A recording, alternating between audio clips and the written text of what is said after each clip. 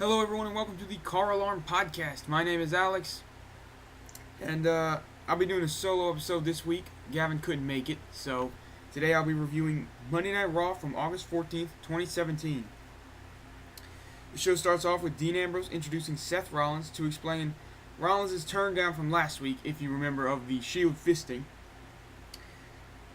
He calls Rollins out. Rollins comes out and asks Ambrose if he's truly ready to let bygones be bygones, and offers the Shield fist once again. However, this time, Dean Ambrose turns him down due to Rollins turning Ambrose down last week, and Rollins basically says that they are great together, and that he says maybe too much has happened between the two, kind of flip-flopping back and forth between what he really feels, or what he's actually portraying as he feels, I think.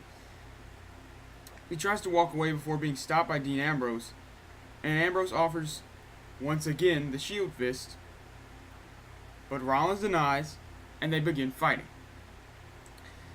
So before I go into the end of this, I want to say that this is a bit unnecessary, I think. Last week they did the thing I predicted that they should do, except Rollins turned it down. I don't think Rollins should have turned him down, and I guess I get why he did, or why it would at least make a little bit of sense that he did. But this week, they just kind of went back and forth, and to me, it didn't really create any more suspense. It was just like, okay, I know this is happening. Can you just hurry up with it? I'm kind of getting impatient. I know it got a big pop from the crowd, a really big pop, but I kind of just wish it would have happened already. I'm definitely a fan of the two, and I would like to see them together again, and I'm glad they're back together, but it just seemed like it was unnecessary to do all this when you could have just had them fist each other last week. While they're both fighting, Sheamus and Cesaro enter to jump the team, and they do so for a little while before Rollins and Dean Ambrose, of course, get the upper hand, and then they Shield fist each other, like I said. So that ends the segment. A huge pop from the crowd. Everyone loved it. Me included. But like I said, I think it just should have happened earlier. I think it would have been more of a moment if it happened last week, or even the week before that, really. If they did what they did last week, a couple of weeks ago. The next, okay. Kurt Angle enters after the scuffle between Sheamus and Cesaro and the Shield, 2/3 of the Shield. Kurt Angle enters to declare a title match, or to announce a title match for SummerSlam between Sheamus and Cesaro and Seth Rollins and Dean Ambrose at SummerSlam. So I think that is going to be a pretty good match. The only issue I have is it doesn't seem like Ambrose and Rollins would really deserve. I mean, I get it. They've been in a feud for the past, 4 weeks, and I knew this was happening. But it doesn't seem like they really deserve a title shot by themselves. You have the Hardys and Anderson and Gallows, who I know we've seen Sheamus and Cesaro fight them too many times already, but just, I think, reasonably, they deserve more of a shot than Ambrose and Rollins. And I think Ambrose and Rollins are going to win Sunday. I have that prediction in my mind, because I don't see why not. Sheamus and Cesaro aren't doing too much right now, and obviously now Ambrose and Rollins are very hot, so go on and put the titles on them. I'm perfectly fine with that. The next segment is Sasha Banks versus Nia Jax in a number one contenders match, kind of a little finals of the mini tournament that started last week with the 2 triple threats. Alexa Bliss is at ringside on a silver spray painted wooden throne. Now, this throne, when I say the word throne, it probably sounds pretty royal or epic or expensive, nice looking, something along those lines, but really it just looked like a lifeguard chair that was made in 20 minutes by a team backstage, and then they just spray painted it silver and put some blue cushions on it. It did not look good. It looked terrible, in my opinion. It looked like I could have just made it in my backyard with a few screws and some good cutting tools. But nonetheless, she sat on it. It was probably about 5 feet high, 6 feet high, maybe a little more. She sat on it at ringside while Bliss and Jax were wrestling in the ring. Nia Jax dominated most of the match, but in the end, she tapped out to a bank statement. Now, Nia Jax tapping out, I'm not the biggest fan of. I know you can't always make everyone look strong all the time, and I would rather Sasha Banks versus Alexa Bliss at SummerSlam. Because I'd still rather the team up between Alexa Bliss and Nia Jax. But you have Nia Jax, she came in as the strongest person on the roster. You know, she's going to dominate everybody. Nothing can stand in her way. And they kind of still talk about her like that, even though she has been beaten several times. And now she's tapped out to Sasha Banks. So, at this point, I don't think she's really on the power level of above anybody. I think she's just on the level of everyone else.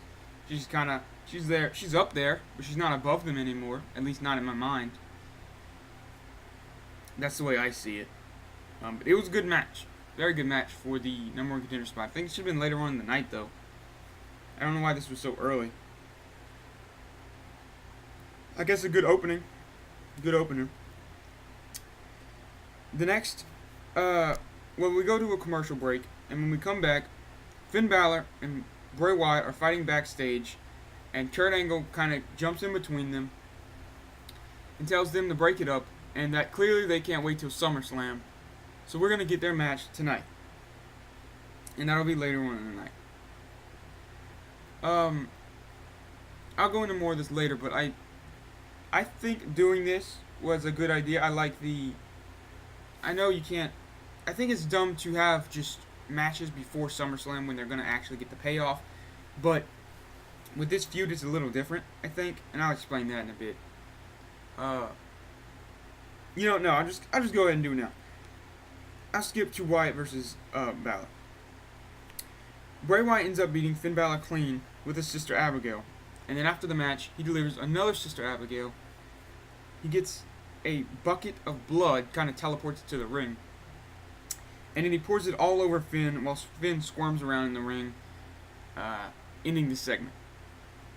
And backstage, Charlie, I think her name is, the backstage interviewer, is there talking to Finn after he comes out of the locker room, still covered in blood, basically. And he says that he's getting a rematch with Bray Wyatt at SummerSlam. And that that Bray Wyatt's not the only one with demons. Balor's got his demons too, and they're going to come out at SummerSlam.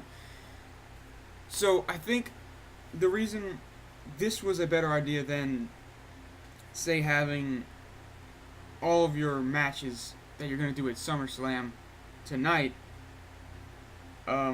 which they do with Neville and Tozawa, which I still don't think is a very good idea to do that. But you have the setup, which I think was not necessarily needed, but I liked it a lot. The setup of what's bringing Balor's demons out, rather than, because I like this feud between Bray Wyatt and Finn Balor. And we know Balor has those demons in him, but we just need to bring them out. And then we could have just had SummerSlam where he just comes out in the demon and everyone's happy. But I think this is a better setup. You have, now I don't really know what the point of the blood was. That was a bit strange. It looked cool, it was a cool visual, but I don't really know if it served a practical purpose to the story or anything. But you have Balor's demons being brought. You have Bray Wyatt getting the clean win over Finn Balor, and presumably Balor will win at SummerSlam. So it kind of shows that Balor can't necessarily beat Wyatt, but the demon can. The demon's stronger than Finn Balor himself, so he can win matches, perhaps, that normal Finn Balor wouldn't necessarily be able to win, or at least it would be harder for him to. So I like that whole concept. The only thing I didn't like was they advertised the SummerSlam match being the Demon Finn Balor versus Bray Wyatt. I, I, I don't. It just looks weird to me.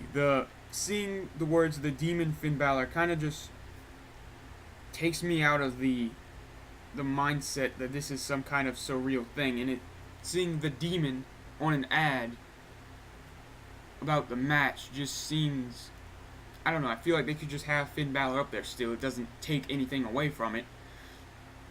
And Balor could just come out in a demon costume like he does every time. I don't know, it just looked weird and it felt weird. And I don't like it saying the demon Finn Balor on the ad. It just, I don't know, imagining him standing there for a photo shoot in the demon costume kind of takes the whole demon thing out of it for me. I think it'll be a good match at SummerSlam, though. I'm looking forward to Finn Balor's entrance very much. I'm hoping he has some kind of blood some kind of blood design, like dripping blood maybe in the paint of his body and face paint, because of the whole bucket incident tonight. So next up we have Elias, no longer Elias Sampson, mind you. They've been everyone except for Michael Cole was just calling him Elias. I guess Cole didn't get the memo. The little title card just said Elias, so that's just his name now. They're taking more last names away, and that's fine. I don't care. I don't care about Elias Sampson at all. He's out with another concert before being interrupted by R-Truth, who raps his way to the ring and then is attacked as he enters the ring by Elias Sampson, or excuse me, just Elias. I'm gonna have to get used to that too. And then Sampson just walks off. Match never starts. There's a little ding, presumably from the ring guy, the ring bell guy. I don't know if that was supposed to happen. It sounded like he went to ring the bell, but someone cut him off. So that was nice. Little sound bit to catch. Next up, we have a follow-up to Big Cass' story with Enzo Amore and Big Show. Now, I didn't see the first part of this segment, or I guess more of a middle part. I saw Cass come out. He cut a bit of a promo, and the match was announced that Enzo Amore will be in a shark cage over the match between Big Cass and the Big Show at SummerSlam. Cass came out to talk about the match while standing in front of a shark cage, and being booed out of the building, basically. He was, I don't know if the audio was enhanced by WWE backstage or something, but it was definitely a bad reaction from a TV standpoint. It did sound like it kind of abruptly started with the loud boos every now and then, so I don't know if it was completely natural, if that's how loud they were and that's how immediate they started. But that's the way it came off on TV, as I'm sure they intended. So I missed, after Cass was talking about the match, I missed a little bit, and when I came back, Enzo Amore was standing outside and Big Show had entered the ring. I'm not sure what happened in between there. Enzo looked fine. I don't think anything much happened, but Cass questions Big Show's motive. Now, he kind of says that Big Show's really only using Enzo because he needs to stay relevant. Big Show can't do anything by himself anymore, so he's only using Enzo. Enzo's much more relevant, Big Show. He just, the usual deal. Usual out-of-touch wrestler using a modern wrestler just to get over. You're not really friends. You suck. So Big Show enters and tries to fight Big Cass. However, during the little scuffle that they kind of have before it, Anderson and Gallows enter the ring and start jumping the Big Show alongside Cass. Now this is a bit interesting. I know I guess I assumed they would have to do something else without the Revival. But I just assumed it would be the Hardys versus the Club. It wasn't, though. So it looks like it'll be the Club joining up with Cass. I don't know how I feel about that.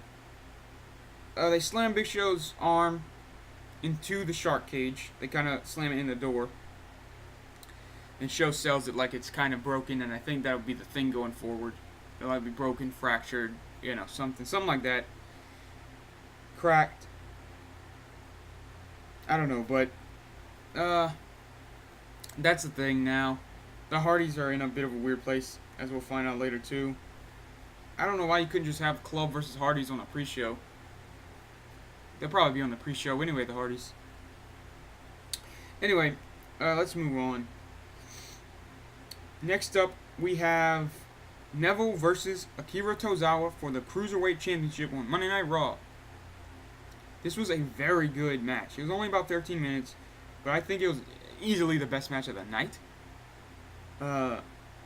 We had Wyatt and Balor, which was fine, but Neville and Tozawa was a really good match.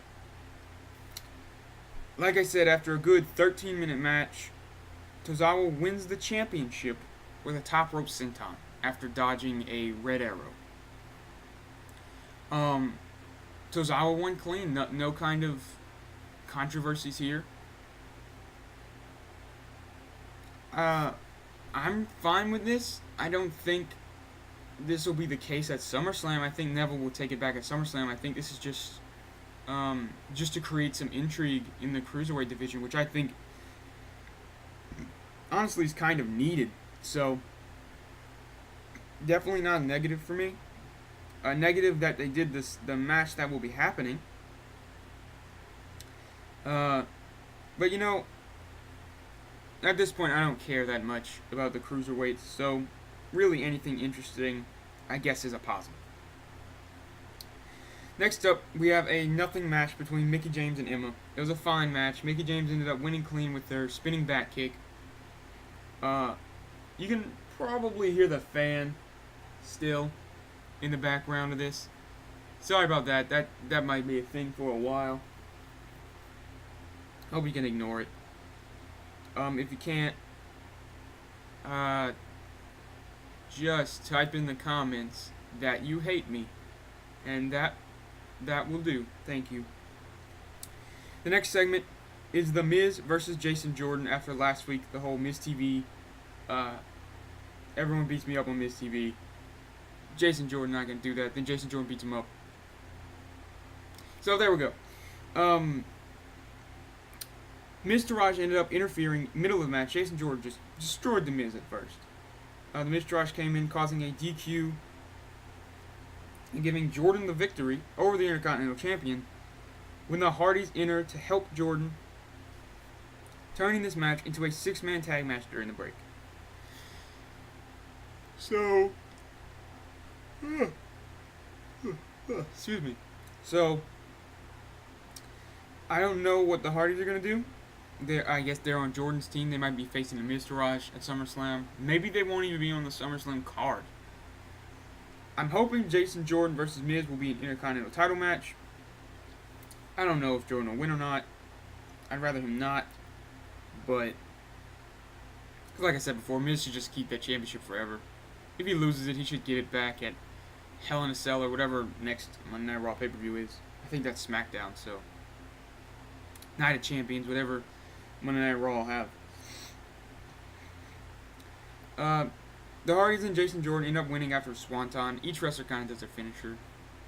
I forget what move Jason Jordan did, but he did some kind of suplex as usual. Matt Hardy, that is, hit a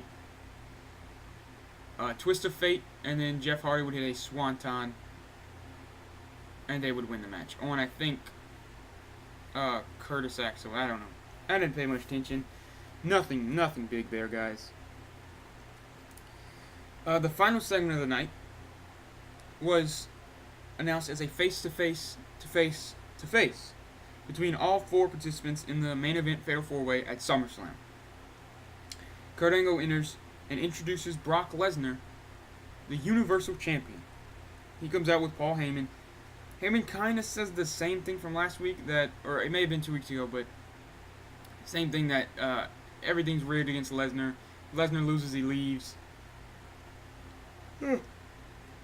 Sorry, I'm a tired boy. He says that he kind of gives a hint towards UFC and John Jones and that whole ordeal. But nothing really too much. Samoa Joe enters after that, has some words against Lesnar. Then Braun Strowman enters. Joe and Strowman go kind of back and forth for a second before Roman Reigns enters and just immediately spears Samoa Joe. Braun Strowman then power slams Roman Reigns. And Strowman and Lesnar are pulled back by security. And they're kind of just held there for a little while. They don't even get to fight at all before security gets them. Then they start beating down on security, clearing them out, and the entire Raw locker room comes out to break them up. Not much fighting happens. Lesnar breaks through one time around the end. Kind of disappointing, honestly. I know the pullbacks are cool and all, but you should have. I would have liked to see Lesnar at least German Strowman once, and then Strowman immediately just stands up like nothing happened. You know, I think that'll make both the guys look great. Lesnar just German suplex Braun Strowman, and Strowman, it doesn't faze him. I think that would make both guys just look incredible. But it goes off the air with Strowman and Lesnar being held back by the locker room. I think it was a fine night at Monday Night Raw. As far as the go home show goes, I don't think it was very good. I think it was okay. I think Balor and Wyatt was fine. Tozawa and Neville was really good. I think the main event 4-way face to face could have been a lot better. Joe was kind of pushed aside, just took a spear and he was out of the thing. So hopes for him winning, I guess. Though Reigns was kind of pushed aside too by Strowman. So if Lesnar's not going to retain, which at this point I have to assume he will, I have to hope it's Joe and not Roman Reigns. But I think that's going to do it.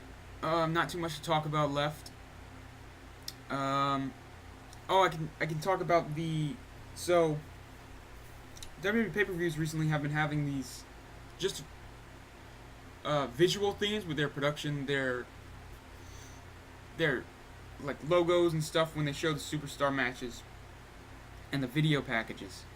They've been having these themes. Battleground had the whole flag and the battle paint.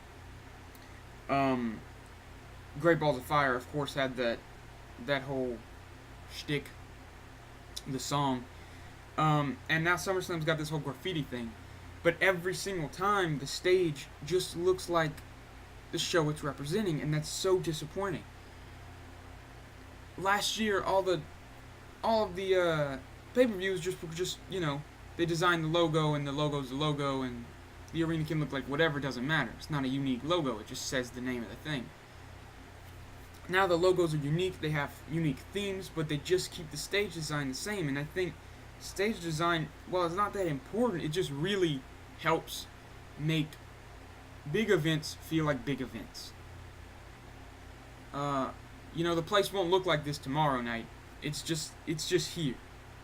This atmosphere is only on this night. I don't know. I think they could have done something with Great Balls of Fire. That was so disappointing to me. And even Battleground 2, they could have... It didn't have to be that much. Just, Great Balls of Fire, pull up some old cars. Have someone get slammed on an old car or something. I don't know. Alright, that's it, I guess. I just wanted to kind of talk about that for a second. I hope they have something at SummerSlam that's remotely anything to do with the visual style of it so far. You can follow us on Twitter at CarAlarm Podcast, and you can follow us on Facebook. Just type in Sound and Car Alarm in the search bar. Like our page, follow us, everything like that. We are CarAlarm. Thanks for watching.